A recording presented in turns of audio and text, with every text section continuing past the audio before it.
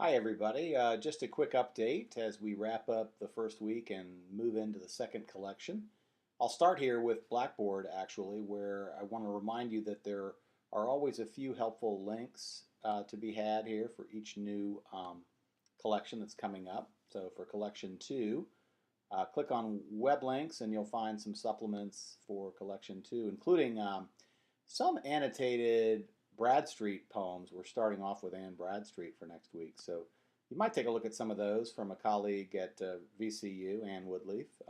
Obviously, you won't use her direct annotations as yours, but it might just help you to have a way into some of these texts because these are not only old, but they're also poems. So they're pretty dense and difficult, but you'll find your way.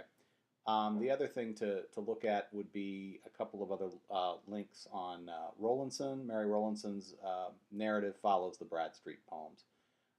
So that's what's available. Also, you can peruse some of the Norton resources as well at Blackboard. But moving over to just a couple of new items having to do with Classroom Salon. The latest way to log into the old Classroom Salon, and they seem to be changing this daily, is to click on this little release one method. So when you first log into classroomsalon.org, it takes you to this page, and then you can click on this.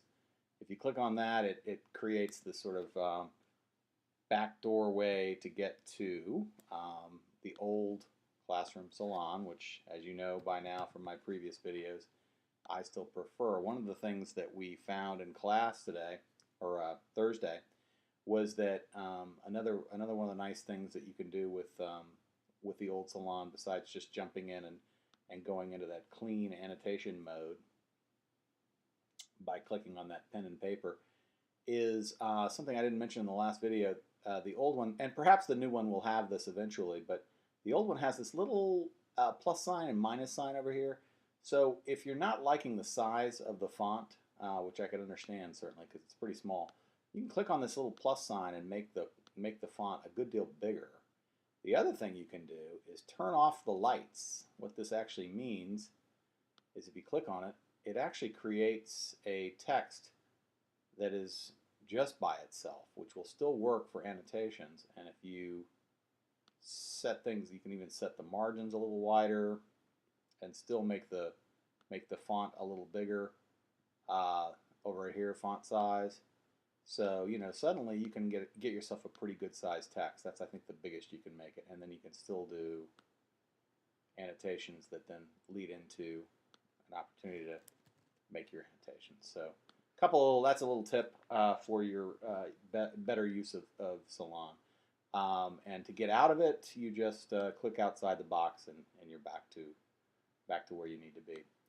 So a couple of the highlights from Thursday's class, especially for the distance students, were the idea that we went. Well, let me show you a couple of little analytics that you can use as well that help, I think, to help you to make the most of kind of making sense of what's going on in the week. If you click at that little bar graph icon, that takes you into this dashboard, which shows you a number of things. The thing that you might find most useful is the Threads tag, which opens up and actually shows you the comments that you yourselves made that inspired the most comments in return during that sort of follow-up stage. So like 10 comments here were made in reference to something that Caroline said. And if you go to list view, this becomes a chance for you to see what Caroline said in the first place about John Smith, and then she asks a question, which is why it's valuable to ask a question. She asked this way back on last Sunday night, the beginning of the collection. If John Smith had made this statement to modern Americans, what reaction would he have received? And then you got Lewis and Devin and Brooke and Christiane and Eduardo and Casey and Emily responding to that. So out of all the comments, the many, many hundreds of comments that were made, Caroline gets our congratulations for this week for having made the comment that inspired the most responses. But if you keep clicking on these, you'll see some other ones. Devin said something early on that inspired 7 comments in return. So I think what we're going to try to do increasingly on Thursdays in class, and what you ought to do as distance, as part of the distance section, is take a look at this little section here, and you can get there again by just going back to actually to the home base and clicking on that icon that looks like a bar graph, and then you can make your way into the the most the most interesting threads. So that's another little tip having to do with just another kind of way that you can use the Classroom Salon tools that are available. As far as what happened in class, we spent a lot of time on Thursday talking about the very, very first section of Winthrop.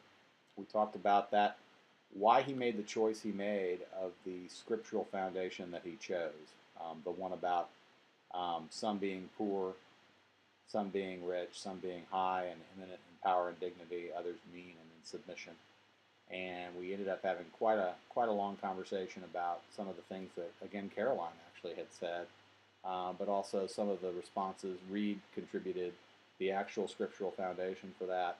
But we mostly kind of used the traffic that had happened there as an opportunity to really figure out why Winthrop used the strategies that he used. And then we spent some time on Bacon near the end.